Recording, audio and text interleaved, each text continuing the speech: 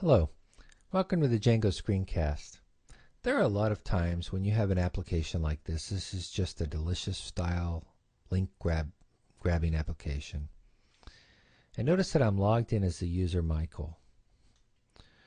Well, let's say I want to add a new link. The categories that appear in my link form to adding a new link are all the categories that are available in my application, not just the categories that are available for me as the user Michael. And so we want to look at how you would go about changing that to where only the categories for that particular logged in user appear. Let's do that now. Just to show you the data that we have in place now, if we look over at the admin application, under categories, we have several categories here. These are the same categories that appeared in our list. Under PHP, that particular category is assigned to the user admin, which is fine. But under Java, that particular category is assigned to the user no admin. So when I'm logged in as admin, which is that Michael account we looked at a second ago, I want to make sure that I see PHP, but that I don't see Java, and vice versa. When I'm logged into no admin, I should see Java and not PHP. If we switch over to our code view, in the forms.py module for our link form, we can see that category is using a model choice field. That's a choice field, a drop-down basically, that pulls its options from a particular model. The query set for this is set to category.objects.all.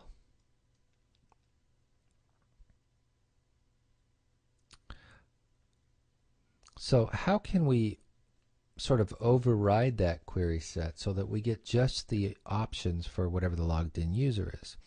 Well, we can't do something like query category.objects.filter and get the current user, because these are attributes that are specified at the class level of this link form. So that won't work. So the option really, the answer really is to create a customized init, override the init, and then modify, customize that form sort of at runtime based upon the logged in user. So in order to do that, we need to pass in the request user into the init for the link form. So if we go over to the views.py module, and this is just a standard add, edit, link, NewForms type structure. We're only doing one thing that's a little, I don't want to say non-standard, it's pretty standard, but just I want to point out that we're using commit equals false so that we can slugify the title and then also set the user so that we know what user that particular link belongs to. So what we're going to do is we're going to change the when we're instantiating the link form to also pass in the user. And so we're going to have an extra sort of option here, parameter that says user equals request user, and that's the request that we get with our view, and we're going to pass in the user. Now we need to do the same thing down below when we're just creating a blank link form for a new entry. So I didn't need that comma.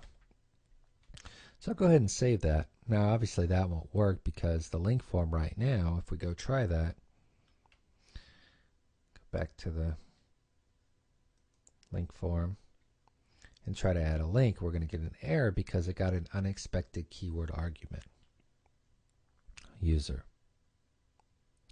So obviously that won't work. We have to override the init to first of all make sure that it accepts that keyword argument. And then we need to make sure that we don't pass that keyword argument on to the base init when we call it for the regular form class. All right. So back to our source code, we need to override the init, And we're going to start by doing def init self.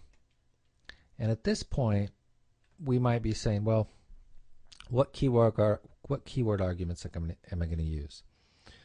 We could look at the Django source code for the forms class. Whoa. And if you notice, the base form init has a whole bunch of keyword arguments. A whole bunch of arguments. It's got data, files, auto ID, so forth. We could copy all that, add our user into the mix, and make it work. But there is an easier way, and I actually didn't think about this until I read Marty Alkin's blog on keyword arguments. I'll reference that in the show notes so you can read it for yourself. But we can just pass in keyword arguments like this, and it will accept all the parameters. Now you might think, well, then that'll accept anything that we might send it to us. How is that safe? Well, because we're going to call the base form init, the base form class in which this is based, this here forms.form. We're going to call its init. And so if you pass in anything that it's not expecting and you don't handle it properly, you're going to get that same error that we just got a second ago. So there's really no harm in doing it this way. So the first thing we want to do is get the user out of those keyword arguments. So we can just say user equals keyword arguments and get the user. Looks good. Now we need to make sure that we don't pass that user on to the base form, because if we do that, we'll have a problem. We'll get that same error about that it got an unexpected keyword argument. So one of the things we can do is we can pop it out of the dictionary, or we can just delete it, which is what I'm going to do here. Just delete it out of there. And then now the keyword arguments just contains basically everything but the user keyword argument that we just passed it. Okay? Now, at this point we might be thinking, well, we want to set look at the fields dictionary for our form class and set its choices or its query set. But that won't work, because at this point, because of the meta class stuff that happens in the form, at this point the fields dictionary doesn't exist. Remember, the fields is the instance level dictionary of the forms definition stuff, attributes, and base fields is the class level. And we don't want to change the class level, because that won't do any good. We're really at the instance point at this point. So what we have to do in order to accomplish that, it's quite simple. Just make sure that we call the base form, the forms.form, call its init, and at that point our fields will be set up for us.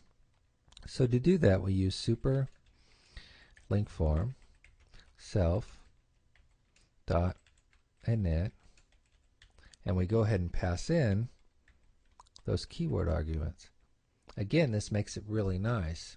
If we didn't do this, if we copied all of those options that were up here, we would be forced to pass all of those into this init here, and so that would just get ugly, and it wouldn't be very extensible. I mean, if they added new keyword arguments or removed keyword arguments, it just wouldn't really work out for us very well. So once we've done that, the form itself has been initialized and all the meta class stuff has happened. And then we can just say we might want to make sure that the user is authenticated before we do any filtering. So I'm going to go ahead and do that. If user is authenticated, depending on what you're doing, if you're not using users, obviously this is very context sensitive to what we're trying to do, so you would leave that part out. And then we just want to change self.fields category, and we want to set the query set to be equal to category.objects.filter user equals user.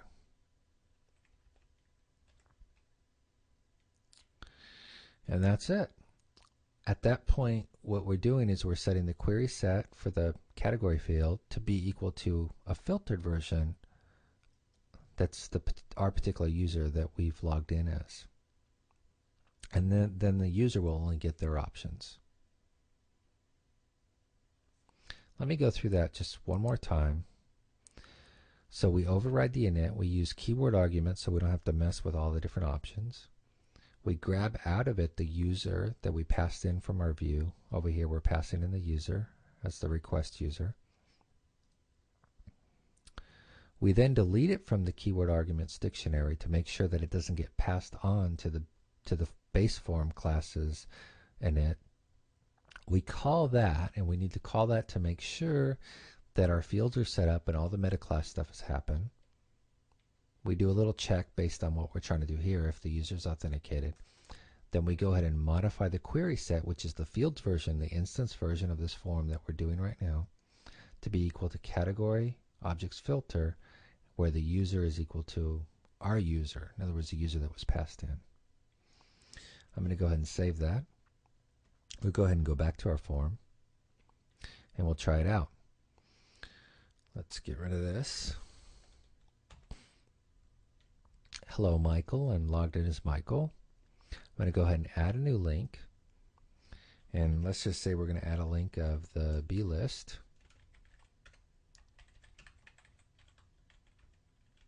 blist.org. And now if we look at our options, voila, we don't see Java anymore. We don't see Ajax anymore. So we get just the options that are for the admin user. So I go ahead and select Django, and then I say required reading and submit that form, and now blist appears in here. Now this delicious application doesn't fully support individual users, so if you notice, if I were to add another link in from another user, it would appear in this list. This is just used as an example. So what I'm going to do now is log out and log in as no admin. See, we get the same list here. And it says hello, no admin. When we go to add a new link, and now we're getting Django, Ajax, and Java. We're getting just the categories for that particular user. Well, thank you for watching, and I hope to see you next time on the next Django Screencast.